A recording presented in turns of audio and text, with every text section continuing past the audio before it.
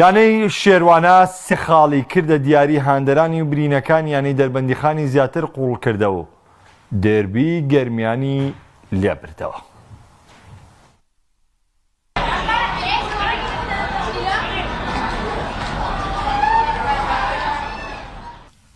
لە هەفتەی شەشەم یاریەکانی خولی نایبی کوردستان و لە یاریگای ڕزگارمەشەی تایبەت بە شێروانە یانەی دەربەندیخان بۆ میوان یانی شێروانە. پاش دەستپێکی یاری و لە خولەکی نۆ بەرگریکارانی شێروانە ڕێگرێن لە هێرشێکی مەترسیداری دەربەندیخان کرد. لە بەرامبەردا هێرشبەرانی شێروانە هێرشیەک لە دواییەکیان دەکردە سەر گۆڵی میوانەکەیان و چەندین هەلی گۆڵ تۆمارکردنیان دروست کرد. بەڵام تۆماری گۆڵ کەوتە خولەکی یەکەمی زیادکراوی گێمی یەکەم کاتێک هێمن فەرەج بەلێدانێکی سەری بەهێز گۆڵی یەکەمی شێروانی تۆمار کرد و گێمەکە لە سوودی شێروانە کۆتایی پێهات.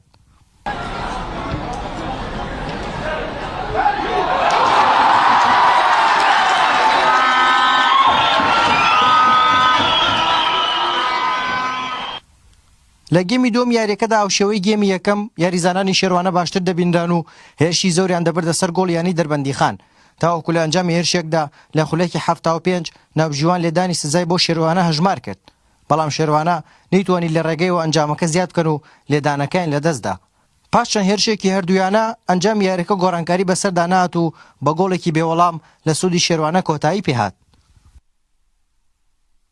پێشەکی بەناوی خۆی گەورە و میهرەبان ئەم بردنەوەی پێشکەشەکەم بەو هاندەرانە بەڕاستی ئەمساڵ لە خولی نایبی کوردستان دوای 6 هەفتە توانیمان ببرنەوە ئاشنا بین ئەلحەمدولیلا توانین بڵێن ئەمە دەستکەیەکی باشە بۆ خاڵێکی وەرگەڕانە بتوانین برەو بە سەرکەوتنەکەمان بدەین تیپێک لەو تیپانەی کە ڕکابەری ئەو تیپانە بکەن کە ڕکابەری خولەکەکەن جا بە خراپەکان یاریە باشمان کرد شێروانە لێیان باشتر بتوانیان یاریەکەمان لێبەرنەوە 1-0 چەند فرسەیەک مابر نەماتوانی گۆڵکەن بەوەی کێشەی ئیسابەمان زۆرە یارزانەکانمان کەمن ئێمە ببینن لە مەنسەبەش حتا دووسێ احتیاطمان نەبوو حتا بەدیلیشمان نەبوو بەڵام ئینشەڵا بۆ یارەنگەتر خۆمان ئامادەکەین پشت بەخوای گەورە بتوانین بە بەهێزی بگەڕینەوە.